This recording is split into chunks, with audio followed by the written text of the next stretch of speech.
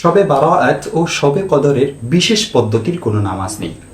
সব সময় যেভাবে নামাজ পড়া হয় সেভাবেই পড়বে, অর্থাৎ 2 রাকাত করে যত রাকাত সম্ভব হয় আদায় করবে এবং যে সূরা দিয়ে সম্ভব হয় পড়বে।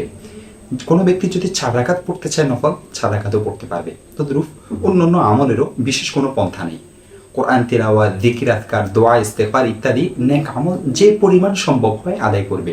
তবে নফল নামাজ দীর্ঘ করা এবং সিজদায় দীর্ঘ সময় অতিবাহিত করা এটি উচিত, যা কোনো কোনো হাদিস থেকে প্রতীয়মান হয়।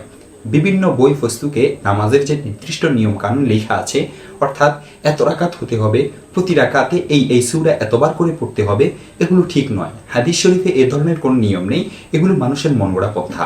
বলা বাহুল্য যে কোনো বই পুস্তিকায় কোনো কিছু লিখিত থাকলে তা বিশ্বাস করা উচিত নয়। বিজ্ঞ আলিমদের নিকট থেকে জেনে আমল করা উচিত।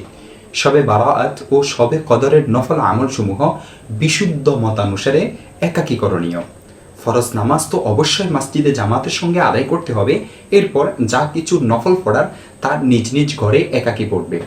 এসব নফল আমলের জন্য দলে দলে মসজিদে এসে সমবেত হওয়ার প্রমাণ হাদিসের মধ্যেও নেই এবং সাহাবাই কেরামের যুগেও এর রেওয়াজ ছিল না। দেখতে পারেন ইক্তেজাউস সিরাতিল মুস্তাকিম 2 নং খণ্ড 631 নং পৃষ্ঠা থেকে 641 নং পৃষ্ঠা এবং মারাকিল ফালা পৃষ্ঠা নং 219। তবে কোনো আহ্বান ও ঘোষণা ছাড়া এমনি কিছু লোক যদি মসজিদে এসে যায়, তাহলে প্রত্যেকে নিজ নিজ আমলে মশগুল থাকবে, একে অন্যের আমলে ব্যাঘাত সৃষ্টির কারণ হবে না।